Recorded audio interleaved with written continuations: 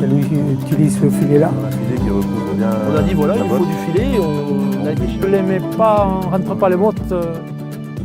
Les clients sont de plus en plus exigeants. Les plages de travail sont de plus en plus courtes. Donc il faut intervenir le plus vite possible et en ayant un travail de bonne qualité. C'est important d'avoir un filet qui prenne bien la densité.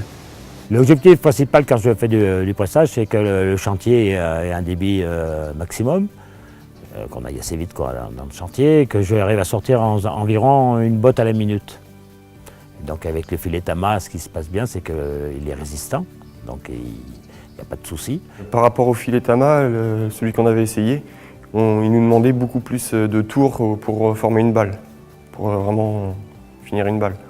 Donc du fait qu'il demande plus de tours, demande plus d'attente, donc il y a une petite perte de temps aussi.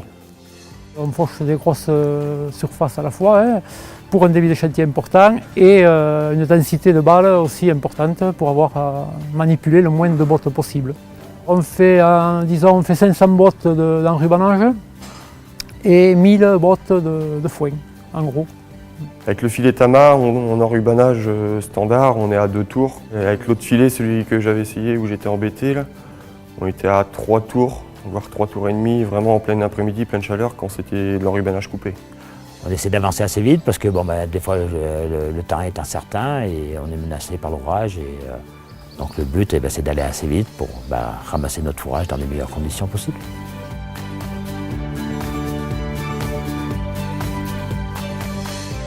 Quand on se sert de ce filet, il paraît très propre quand il est sur les balles. Il fait des bottes très propres. Et nous, c'est notre image de voir des bottes propres pour les clients. Comme on peut voir, avec de la paille brisée comme ça, après 20 km de route, on peut s'apercevoir que les ballots, ils ont resté intacts. Sur le plateau là, ils ont déjà été manipulés 2 fois. Le ballot, il reste vraiment avec une finition impeccable, avec un filet qui se tient bien, même au niveau du raccord. Les clients regardent la qualité du filet qu'on utilise. Si le filet est trop fragile, quand ils reprennent les bottes dans les champs, si les bottes éclatent ou s'ils déchirent, on en a des nouvelles.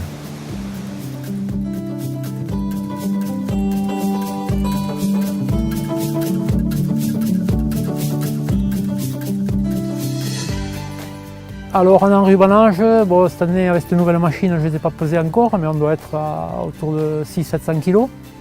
Et en foin, 400 kg avec des bottes de 150 de diamètre. Et en enrubanage, on fait des bottes de 130. On avait une presse Welger avant, on arrivait presque à faire de la botte de 400 kg, on en mettre 50, donc là il fallait que le filet tienne. Une bonne densité, je fais en foin environ aux alentours les bottes font environ 300 kg. Là. Il faut un filet qui tienne bien et qui ait une bonne résistance. Voilà.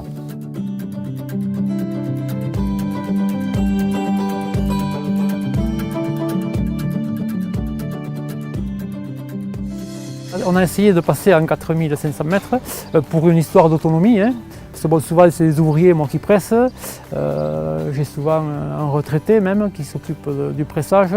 Donc pour manipuler les filets, pour les monter sur la machine, c'est assez lourd.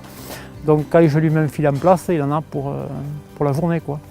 Et quand on est parti avec un rouleau de 4500 mètres, on ne va pas le changer tout de suite. On est capable de faire quasi la journée généralement. Que l'autonomie qui a suivi la machine, le filet qui est en cours plus un 4500, c'est sûr qu'on fait la journée. On a choisi le Tamanette 4500 mètres pour l'autonomie, ce qui nous permet de faire avec un rouleau 380 balles de 1,45 m environ, sans avoir à descendre pour recharger la presse.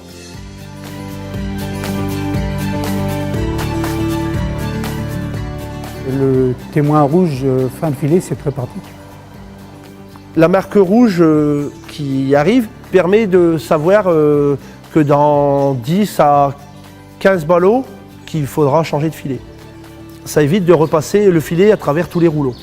Ça nous permet de trouver un coin à l'ombre pour le changer si vraiment il fait très, très chaud et des fois c'est assez lourd et assez compliqué à changer. Donc on essaye de se situer comme il faut dans le champ pour changer le filet quand on voit le trait rouge apparaître. On est capable de voir de la cabine, de se dire que le rouleau est bientôt terminé. Donc on s'y attend vraiment à la botte près, que ça se trouve le liage va pas être fini ou va falloir qu'on change le filet.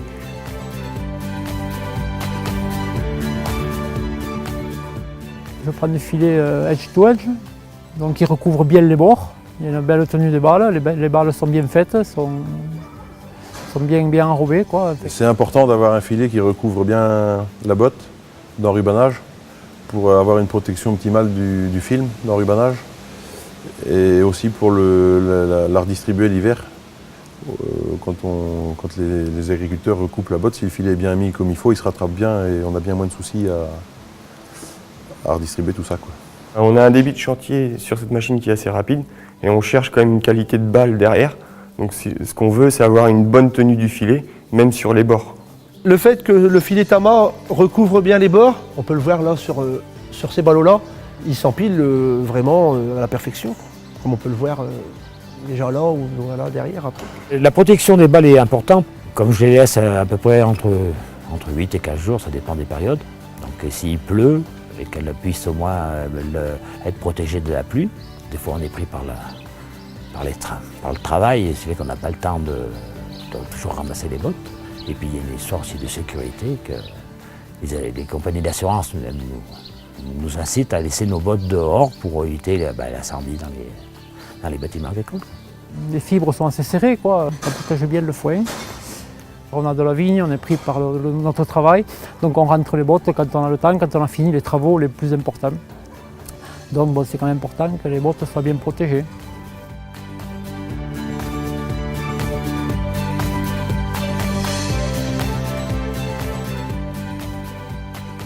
Notre vendeur, ça fait déjà plus d'une trentaine ou une quarantaine d'années qu'il fait ce métier-là.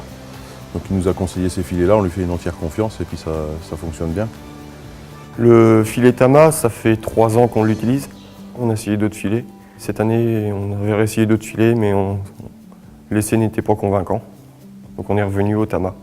Ça fait 3 ans qu'on utilise ce filet-là et on est très enchantés. Oui, c'est notre vendeur qui nous a conseillé ce filet-là. Moi, personnellement, je ne connaissais pas trop la marque et ça va très bien. Ça fait 3 ans qu'on utilise les filets Tama. Donc bon, on a quand même des références, hein. Bon, on est content de ce produit. Hein. J'ai acheté ma presse en 2009, de mémoire. J'utilise donc tout le temps depuis du filet Tama. Je n'ai eu aucun problème, aucune bobine défaillante.